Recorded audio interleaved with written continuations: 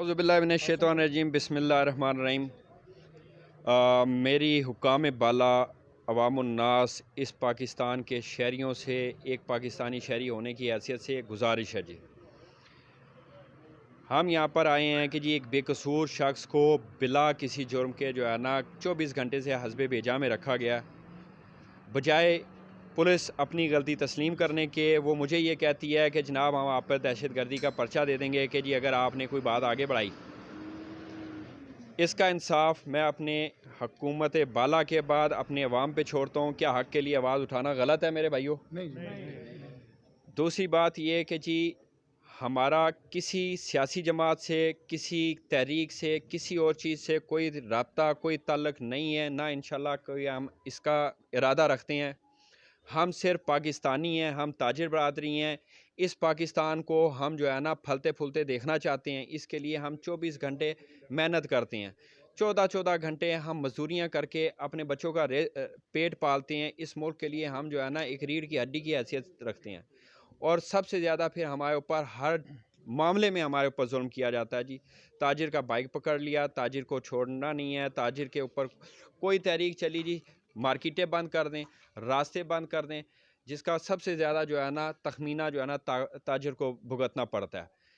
تو اگر ہم تاجر ہیں تو اس میں ہمارا کیا گناہ ہے جی، کیا قصور ہے کہ جی ہم تو لوگوں کو فیسیلیٹیٹ کرنے کے لیے یہاں پہ اکٹھے ہوتے ہیں، اور صرف ہماری ایک ہی گزارش ہے جی سننے والوں سے، دیکھنے والوں سے اور یہاں اکٹھے ہونے والوں سے کہ جی ہم حق کے لیے کھڑے ہوئے ہیں جی۔ اگر ہم کہیں پہ قصوروار ثابت ہوتے ہیں جی، ہم ہر سزا بھگتنے کے لیے تیار ہیں۔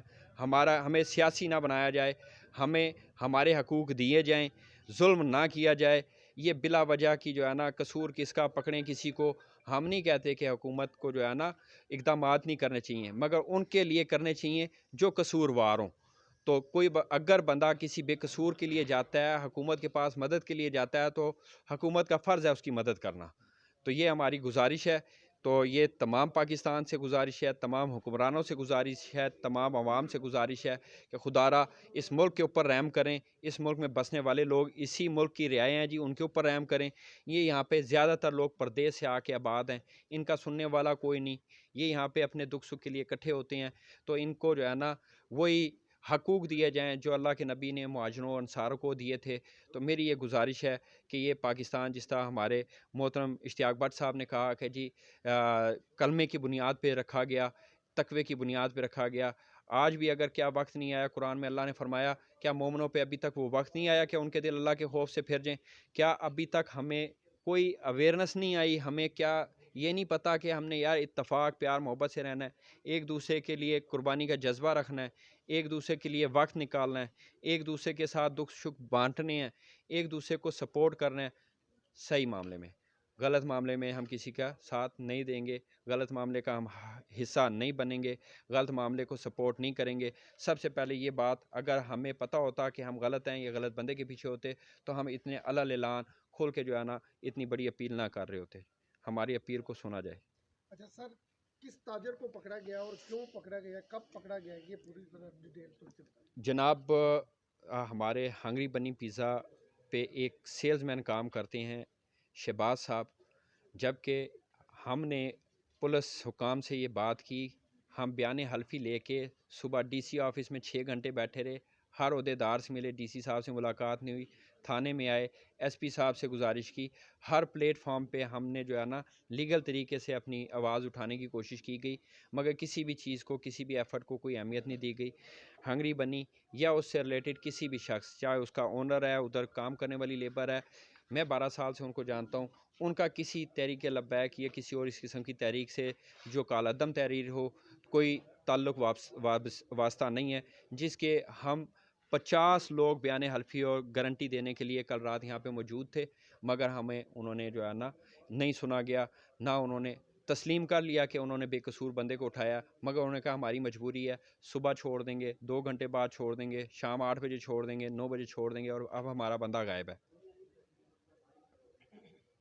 اچھا اب تھانے دار جو ہے SHO साहब उनका आपके साथ क्या कहना है जब आपने एस सवाल किया कि आपका बंदा किधर है, उनका सवाल जवाब क्या है? उन्होंने कहा जी हमने रियासत का हुक्म माना जी, बंदा जहाँ पहुँचना था पहुँच गया जी सेफ हाउस में, अब आप यहाँ से जाएं, अगर आप यहाँ से नहीं जाएंगे तो मैं आपके ऊपर दहशतगर्दी का पर्चा दे दूंगा। अगर अपने हक के लिए या किसी गरीब आदमी के लिए हक के लिए बोलना दहशतगर्दी है तो जी मैं दहशतगर्द हूँ, मुझे ठीक है जी गोली मार दें, सजाए मौत दे दें। क्या अगर ऐसा यार हक की आवाज़ को इस तरह दबाने से क्या आवाज़ दोबारा उठेंगी नहीं, हर कतरा पुकारेगा कि मैं हूँ हक। अल्लाह हक का हामी और नासिर होता है जी, झूठे की अल्लाह मदद नहीं करता और हम हक के साथ हैं। आज ये खुरम शकील को हटा देंगे, कल अल्लाह किसी और खुरम शकील को पैदा कर देगा। कि हक की जिम्मेदारी अल्लाह ने खुद रखी हुई है अपने पास।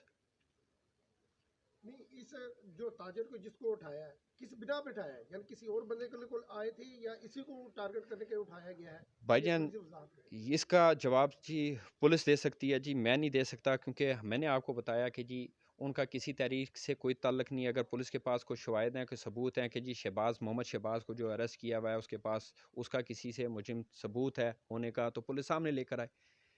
कोई क्रिमिनल रिकॉर्ड है उसका साहब तो पुलिस लेकर आए। आज अगर जो है ना पुलिस उसको रखती है, क्रिमिनल रिकॉर्ड बना देती है, तो कल उसका तो फ्यूचर मुतासर होगा। तो उसका क्या कसूर कि यार कि उसका क्रिमिनल रिकॉर्ड बिला वजह बेगुनाही पे होते होते क्यों बने।